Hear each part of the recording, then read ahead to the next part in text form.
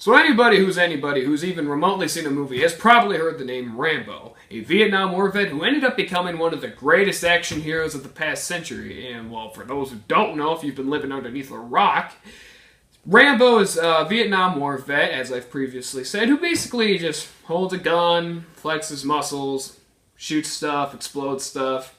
Basically has, like, the Hollywood bulletproof vest on him, as in, he can't die no matter how much he gets hurt. Like, he just ain't gonna die, or hell, he'll take on like 50 people without getting a single scratch on his body.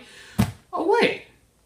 No! Oh, my God. My bad. I'm thinking of the Rambo from Rambo First Blood Part 2, Rambo 3, and then the fourth movie named Rambo.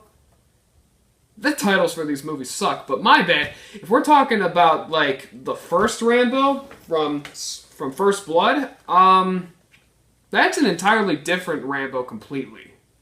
Directed by Ted Kotcheff, First Blood was released on October 22nd of 1982.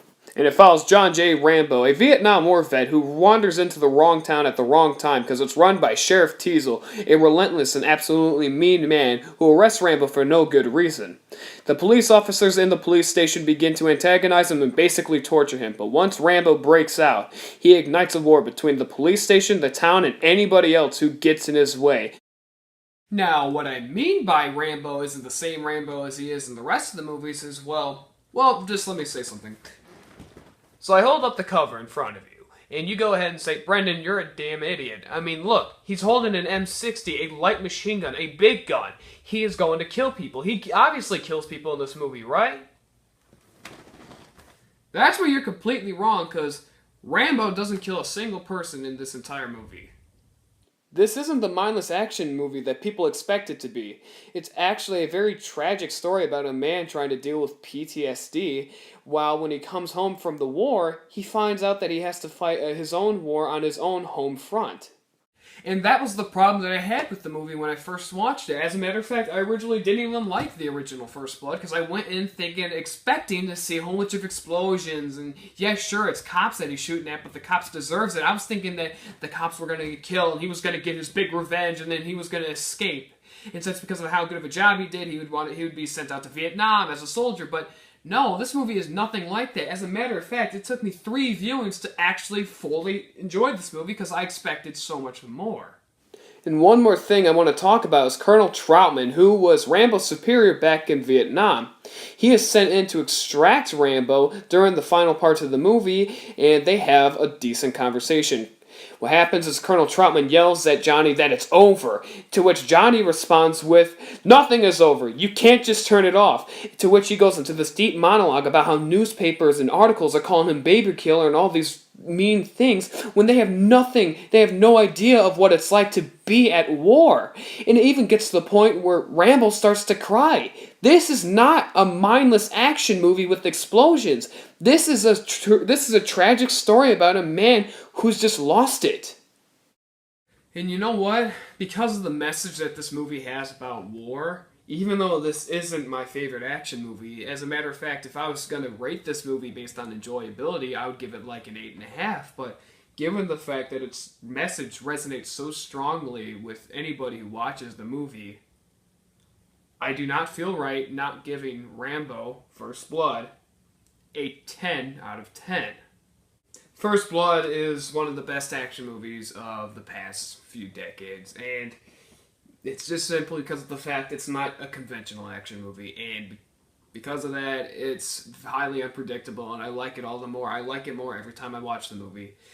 And now, I don't know what else to say. Just if you're going to check out any Rambo movie, go ahead and check out the first one. Now, when it comes down to the rest of the Rambo movies, let's talk about the sequel, Rambo First Blood Part 2. Directed by George P. Cosmatos, Rambo First Blood Part 2... Wait a minute. Come on! Okay, if that doesn't show you that this is a dumbed-down version of the first movie, I mean, I don't know what else does, because they literally screwed up the poster.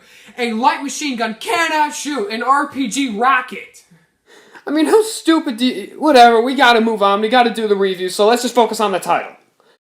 So, Rambo First Blood Part 2 is directed by George P. Cosmatos, as previously mentioned, and was released on May 22nd of 1985.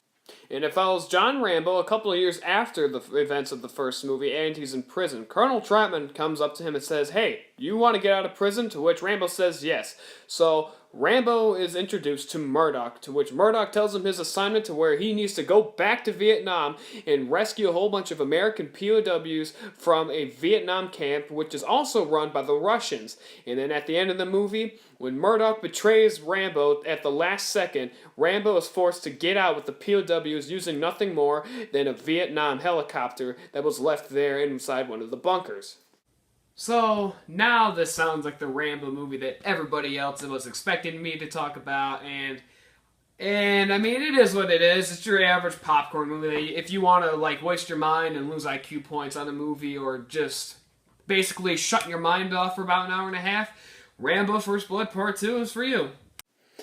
As for me, I like a movie with a bit more spice. Rambo First Blood Part 2 is very formulaic. He even gets a love interest in this movie that dies midway through, and that's what pushes him to go ahead and take on the Vietnamese and Russian soldiers, which is very predictable.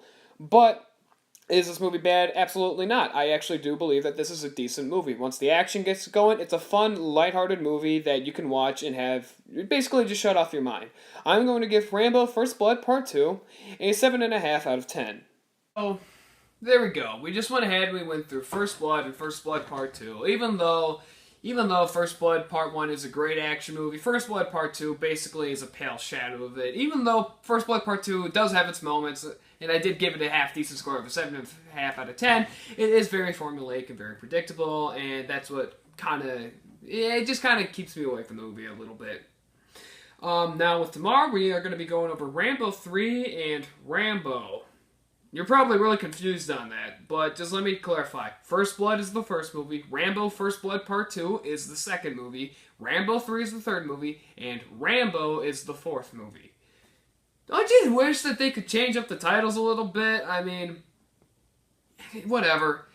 That's something for an entirely different video, but, so, whatever. I hope you enjoyed the video. Please like, subscribe, and share this if you could.